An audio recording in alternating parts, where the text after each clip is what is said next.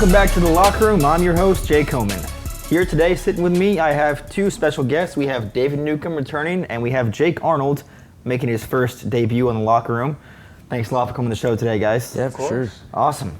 Well, right now, we're probably in the most exciting season of sports where we have football, postseason baseball. The NBA basketball season just kicked off a couple of days ago, and then, as we know, hockey's also been up and running for about a few weeks now. So a lot's been going on in the sports. But first, I want to talk about today is the World Series right now. We're 2 games in. The Nationals currently lead the Astros 2-0 after 2 games. It's certainly surprising to a lot of fans and viewers. But yeah, let's talk about the World Series for a little bit. I guess you could also count the postseason as well, but what's excited you most about this World Series so far? Well, I've really liked watching the pitching that's been going on, especially both teams have 2 elite pitchers, and so far the Nationals have came out and they've dominated in every aspect of it, and I think that's given them a really big advantage in this series. Yeah. What about you, Jake?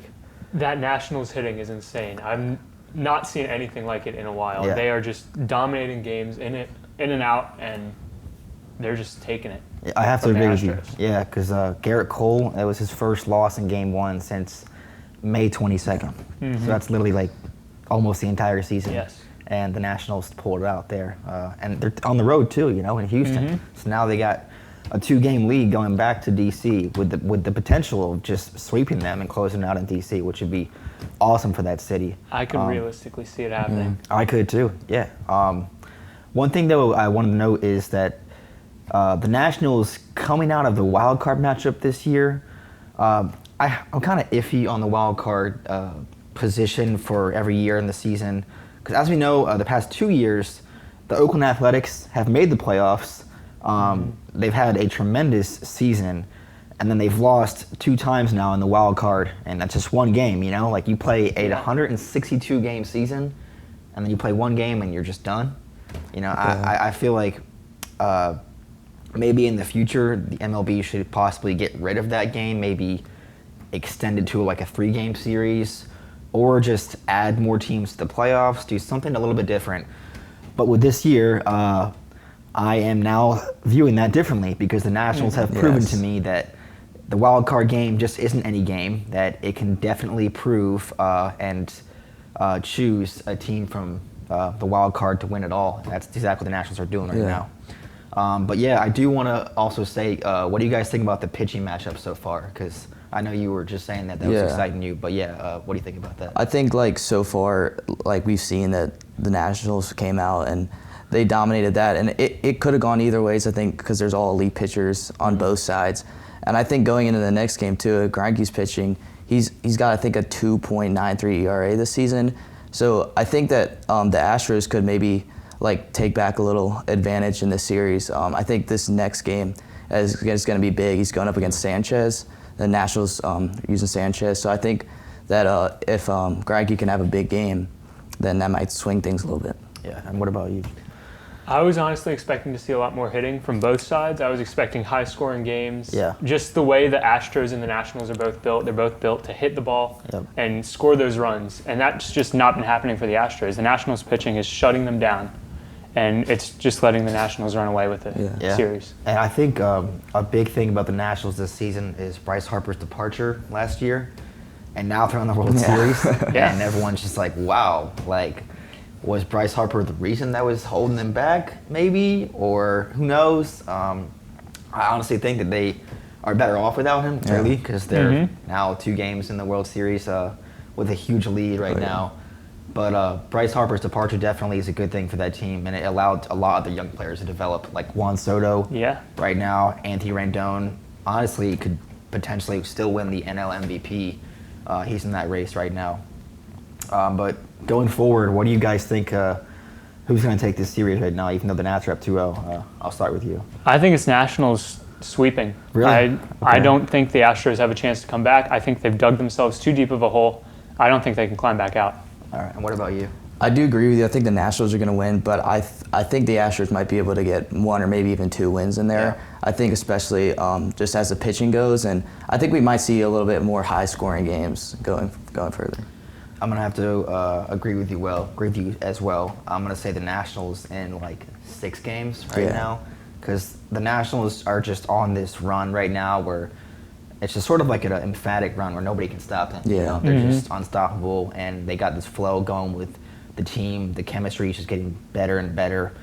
And one thing I do hope for the Nationals I hope them to win, right? But one thing that excites me is Ryan Zimmerman. It'll be so wholesome for him to win his first World Series because he is literally Mr. National. Yeah. I mean, they drafted him with their first overall pick once they got rid of the Montreal Expos and became the Washington Nationals. So he's been there for a long time, dating back to since 2005. Yep. That would be huge for him to, because he homered in Game 1 too, and I thought that was awesome and great for them, great for the team. But yeah, I'm gonna have to go Nationals in 6. And as always, we always talk about the NFL picks every week. Certain couple games I pick out in the slate that are worth debating. So first, I'll start with you. We have the Buffalo Bills, the Eagles traveling to Buffalo to take on the Buffalo Bills. Who you got in this one? I'll start with you. I am an Eagles fan, but I am picking Buffalo. Okay. So the Eagles have a lot of locker room issues going on right now. Yeah. Orlando Scandrick went on Fox today to talk about it after being cut earlier in the week. They don't have Deshaun Jackson still. The offense can't get anything going. Carson Wentz hasn't thrown for more than 200 yards in multiple weeks now. I just don't think they have what it takes going into Buffalo, into Bills Mafia. They're probably going to lose, and I'd say 27-17.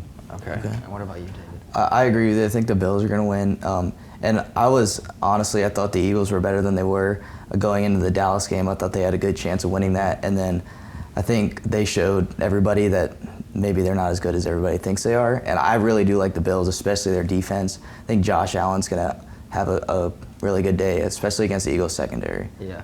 I do agree with you as well. Everyone expected the Eagles to play a lot better against Dallas last week. I think the one thing that was holding them back, though, was the multiple turnovers they had. I think they had 4 turnovers last 2 week. in the first 2 drives. Yeah, literally. So just when you make those turnovers so early in the game, and then when you're just constantly fighting back from a 10-point deficit or a 14-point deficit, it's really, really hard to win that football game, no matter who you're playing. And I think this week against Buffalo, things will be a little bit different because we saw earlier in the season the Eagles went into Lambeau and defeated the Green Bay Packers. I know they're capable of defeating teams of high caliber like the Packers, but going forward, I'm going to go with the Eagles in this one. Okay. I just feel that I kind of still have faith in them. They're a team that can bounce back because I know Carson Wentz is a very good quarterback, and I'm just going to go with the Eagles in this one. That's my take. But next up, we have the Carolina Panthers traveling to San Francisco to take on the 49ers. The Niners still remain undefeated, 6-0. And the Panthers, Kyle Allen is still at the helm for the quarterback position in Carolina. Cam Newton is now healthy, but they have decided he's now 5-0 as a starter, which is ridiculous. He has yet to throw an interception this season. Hopefully he can keep that going this week against San Francisco. But yeah, who you got in this one? I think the Panthers are going to take it. They're going to shut down San Francisco. Now, San Francisco has a great defense, but I think Kyle Allen will find that groove and be able to make things happen with the Panthers. Yeah. And they're going to come out with the win and finally beat the San Francisco 49ers. All right, and what about you?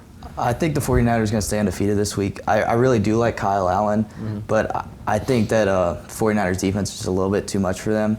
And the 49ers, even though they haven't played the best of teams this season, I think they've really shown that they can stop just about any aspect of the offense. I think Jimmy Garoppolo does have to get a little bit of a game going through the air for them to open up the run game, because that's the best part of their offense. I'm going to have to agree with you as well, Jake. I'm going to go with the Panthers in this one. I think this is a huge, make-or-break game for Kyle Allen, because as I said, he is 4-0 on the season as a starter, 5-0 in his career dating back to last year. But this is a huge game for him because if, let's just say, the Panthers get blown out by the Niners, then with Cam Newton being back healthy, a lot of people are going to question, maybe Kyle Allen isn't all that great. Maybe Cam Newton should be back at the starting position.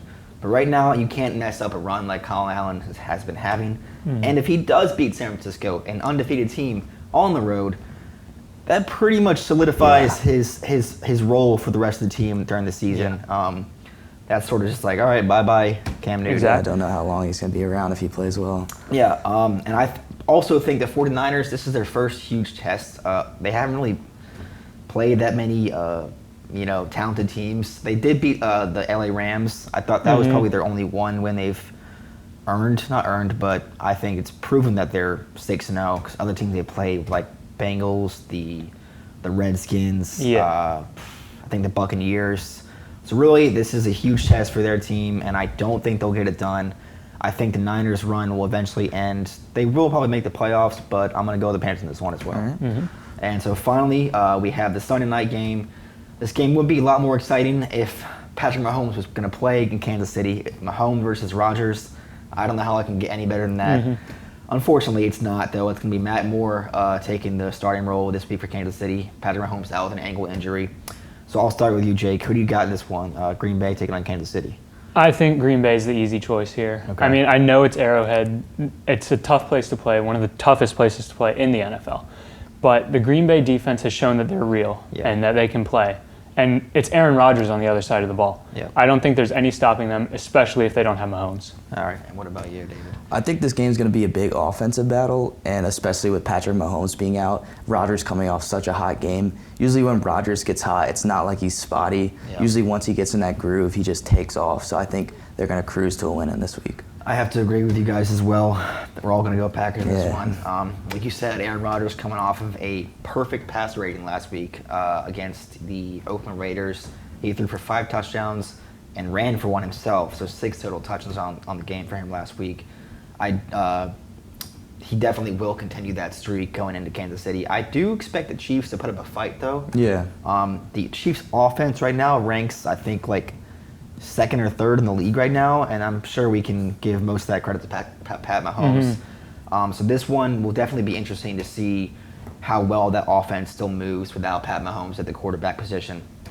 But yeah, I'm just going to have to go with Green Bay in this one because Aaron Rodgers is rolling, and that's just the way it goes. Yeah.